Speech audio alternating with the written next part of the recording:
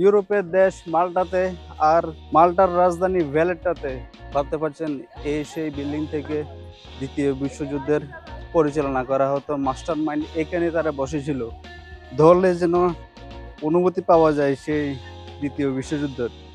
আসলে এখান থেকে সেই বোমাগুলো এখান থেকে বের হতো। পার্লামেন্ট ভবন, কোনো ফোর্স নেই, কোনো পুলিশ নেই, এইভাবে একদম সিধা সাদার মতো। এটা হচ্ছে আসলে ইউরোপের বিভিন্ন দেশ। এটাও সেই ইংরেজ আমলের কথা মনে করিয়ে দেয়, যেটা এখানে অনেক রাস্তাঘাটে গেলে আপনি দেখতে পাবেন। ইংরেজরা আসার আগে এই দেশটাকেও সেই অটোমান এম্পায়ার রাজত্ব করেছিল।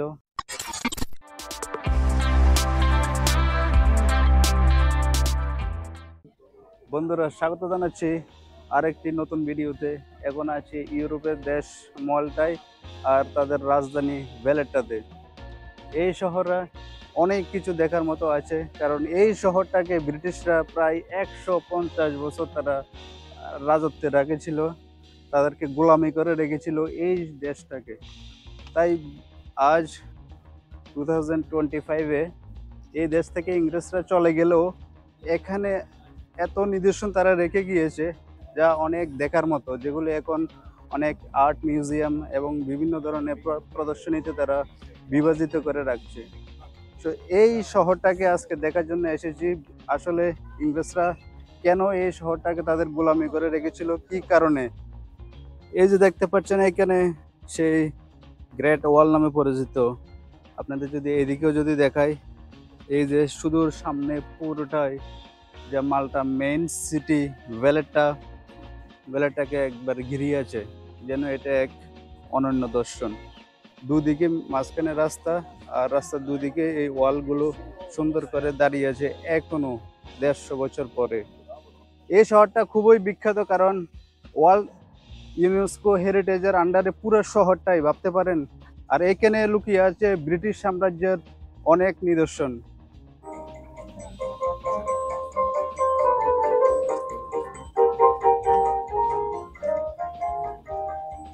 আচ্ছা, দ্য গ্রেট ওয়াল দেখার পরে এখন আমি যাচ্ছি সেই আপার বারাক্কা গার্ডেন, এখানে বলা হয়, যেখানে আগে যে কামান ইউজ করা হয়েছিল, এখান থেকে যে গোলা বারুদ ছোড়া হতো শত্রুকে, সেটা এখনো অবস্থিত, সেটা এখনো তাদের চালু রয়েছে একটা গার্ডেন হিসেবে। তো সেই গার্ডেনে যাচ্ছি এবং আপনাদের দেখাতে চেষ্টা করব যে কেন তারা এগুলো এখনো রেখে দিয়েছে। এই যে আমার পিছনে দেখতে পাচ্ছেন, এটা হচ্ছে এখানকার পার্লামেন্ট ভবন। কোনো ফোর্স নেই, কোনো পুলিশ নেই, এইভাবে একদম সিধা সাদার মতো। এটা হচ্ছে আসলে ইউরোপের বিভিন্ন দেশে। এই যে এটাও অনেক আগে বানানো একটা ভ্রমণ, যে এটা এখনো অবস্থিত। সবগুলি নিদর্শন যেন সেই ব্রিটিশ আমলে তৈরি করা হয়েছিল। আপনাদের একটু যদি হিস্ট্রিটা বলি, আসলে কেন তারা এগুলো করেছিল, ইংরেজরা, ব্রিটিশরা কেন এখানে এসেছিল। দ্বিতীয় বিশ্বযুদ্ধের সময় মাল্টা ছিল তাদের একটা নৌঘাঁটি, কারণ মাল্টা সাগরের মাঝখানে অবস্থিত, চারিদিকে ভূমধ্যসাগর।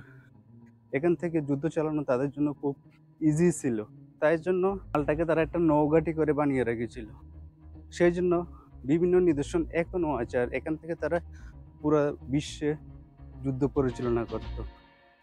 ব্রিটিশরা কিন্তু আসলে খুব ট্যালেন্টেড ছিল ভাই, যে আমাদের এশিয়া মহাদেশের পাকিস্তান, ইন্ডিয়াকে 200 বছর রাজত্ব করে রেখেছিল সেই ইংরেজরা। এখন যে বর্তমান ইংল্যান্ড বা ইউকে বলেন তারা।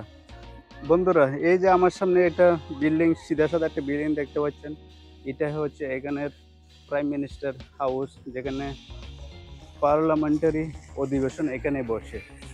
কি সুন্দর দেখতে। আর এই পার্লামেন্টারি মেশিনটা বানানো হয়েছিল, এই অফিসটা বানানো হয়েছিল সেই ব্রিটিশ আমলে। বলা হচ্ছে 100 বছর আগে এই বিল্ডিংটা বানানো। এক একটা নিদর্শন এখানে দেখতে পাবেন, যেগুলা সেই ইংরেজদের বানানো হয়েছিল।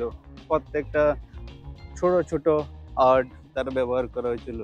এই যে এখানে কামানও দেখতে পাচ্ছি শত্রুর হাত থেকে রক্ষা করার জন্য। এই যে এদিকে হচ্ছে ফুল সমুদ্র, সাগর, আর এই বিল্ডিংটা থেকে আগে যুদ্ধ পরিচালনা করা হতো। ভাবতে পারছেন এই সেই বিল্ডিং থেকে দ্বিতীয় বিশ্বযুদ্ধের পরিচালনা করা হতো। মাস্টার মাইন্ড এখানে তারা বসেছিল এই বিল্ডিংটার মধ্যে। আজকে সেটা মাল্টার পার্লামেন্টারি ভবন, যেটা এখানে তারা তাদের অধিবেশন বসে। আগে দ্বিতীয় বিশ্বযুদ্ধের সময় ইংরেজরা বসতো এখানে। সত্যি ভাবা যায় না যে এই শহর থেকে তারা পুরো বিশ্বকে যুদ্ধের মধ্যে পরিচালনা করা হতো।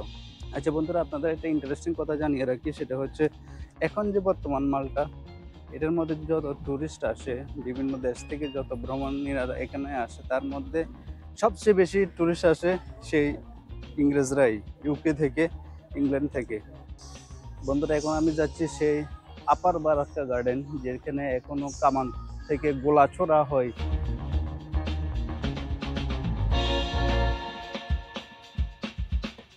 এইখান থেকে গোলা ছোড়া হয়।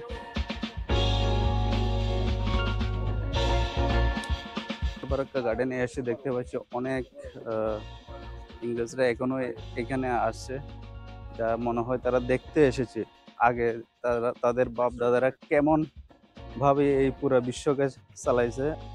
নৌবহনকারী জাহাজ এখানে এসেছে, এখানে অনেক জাহাজ আছে, দেখুন অনেকগুলো আছে। তো আগের সময় এখানে যুদ্ধ জাহাজগুলো এখানে এসে ভিড় করতো, সেটাকে রক্ষা করার জন্য এখান থেকে সেটা বানিয়েছিল।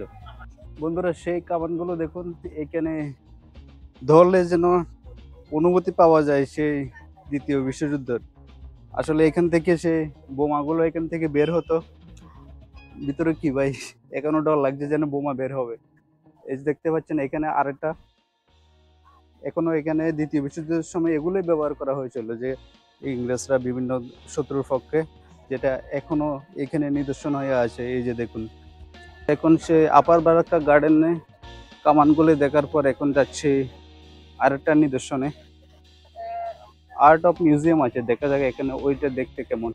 এই যে দেখুন, এটা আর্ট অফ মিউজিয়াম এখানে এখন এটাই অবস্থিত ভ্যালেটটাতে, যেটা খুব সুন্দর করে বানানো হয়েছিল ব্রিটিশ আমলে। বন্ধুরা, সেই ছোট ছোট রাস্তা দিয়ে আমি এখন যাচ্ছি সেই রিপাবলিক স্কোয়ার, যেটা নাকি তৈরি করা হয়েছিল প্রায় 130 বছর আগে, 1891 সালে। এখানে দ্য কুইন ভিক্টোরিয়া এসেছিল ওইটা উদ্বোধন করার জন্য ওই সময়। এখনো ওইখানে এই কুইন ভিক্টোরিয়ার একটা ছবি আছে, এটা আর্ট করে লাগানো আছে এখানে। আচ্ছা বন্ধুরা, এখন আছি সেই রিপাবলিক স্কোয়ারে। আমার সামনে একটা টেলিফোন বুথ দেখতে পাচ্ছেন, এটাও সেই ইংরেজ আমলের কথা মনে করিয়ে দেয়, যেটা এখানে অনেক রাস্তাঘাটে গেলে আপনি দেখতে পাবেন। বন্ধুরা, এই সেই আর্ট কুইন ভিক্টোরিয়া, যে মানুষটা এই দেশটাকে পুরো কবজা করে তাদের গোলামি করে রেখেছিল, এই সেই মূর্তি দেখুন। এই যে দেখতে পাচ্ছেন এখানে, এই যে এটাকে বলা হয় সেন্ট বেসিলিস ক্যাথেড্রাল। 150 বছর আগে ইংরেজরা এই শহরে এসেছিল, কারণ এই দেশটা ছিল তাদের জন্য খুবই গুরুত্বপূর্ণ। সেই দ্বিতীয় বিশ্বযুদ্ধ চলাকালীন তারা যাতে যুদ্ধ পরিচালনা করতে পারে সঠিকভাবে, এই জায়গা থেকে পুরো ওয়ার্ল্ডের বিভিন্ন জায়গার মধ্যে সেই নৌবাহিনী অথবা স্থলবাহিনী গঠন করেছিল, যাতে যুদ্ধে জয় লাভ করা যায়।